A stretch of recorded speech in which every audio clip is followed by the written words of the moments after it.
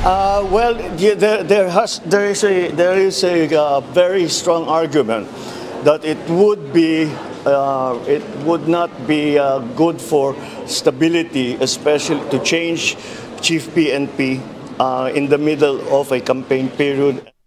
Pinag-aaralan pa ng Malacanang kung palalawigin ang termino ni Philippine National Police Chief, Police General Romel Francisco Marbil, na nakatakdang magretiro sa susunod na buwan. Ayon kay Pangulong Ferdinand Marcos Jr., ikinukonsidera nila ang magiging implikasyon ng pagpapalit ng liderato ng pambansang pulisya ngayong panahon ng kampanya at nalalapit na eleksyon.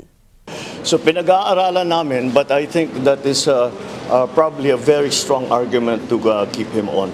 At the very least until after the elections. Ayaw munang magkomento ni General Marbil sa posibleng ekstensyon o pagpapalawig ng kanyang pananatili bilang pinuno ng pambansang pulisya.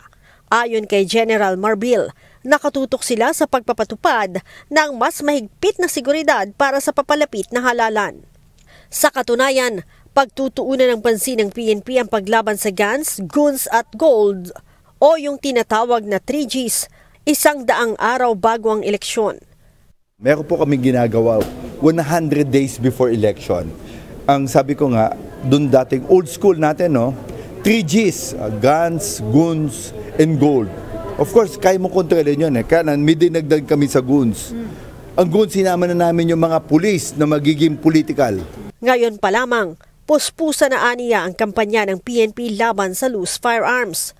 So guns, kinokontrol namin yung talagang mga baril ngayon. Marami po kaming huli. Sabi ko, tuloy-tuloy yung gawin ng CIDG sa mga warrants. Ihabulin natin ng mga search warrants sa mga baril. Bukod dyan, babantayan din aniya nila ang bilihan ng boto sa pamamagitan ng paggamit ng electronic money transfer. Of course, yung gold, kasana po yung pagbabay dun sa mga GCash. So dapat maayos po natin dun sa COMELEC. Paano yung mga electronic, yung GCash, yung any form, dapat matapos po natin to. Bukod sa mga private armed group, imino-monitor din ng PNP ang mga pulis at militar na makikisawsaw sa politika. Aniya, ituturing nilang goons ang mga ito kapag pumanig na sa isang politiko. Goons, pinapaayos ko na sa IAS, yung mga pulis na may involved, they will not recover anymore. Kasama na rin dun sa 100 days namin before election yung ginagawa namin. Para babala sa mga pulis namin.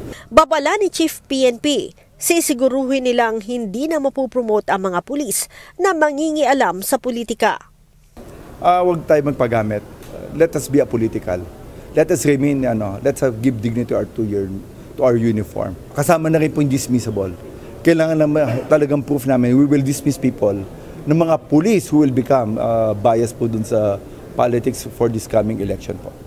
Dagdag ni Chief PNP, bukod sa 3Gs, babantayan din aniya nila ang pagkalat ng fake news sa pangunguna ng PNP Anti-Cybercrime Group. And pinaka-worst na hindi pa namin na kailangan namin pagpreparan yung misinformation. Yan po yung the next, kasi dati 3Gs lang eh. Ngayon 3Gs and 1F, fake news. Yun ang magiging problema natin.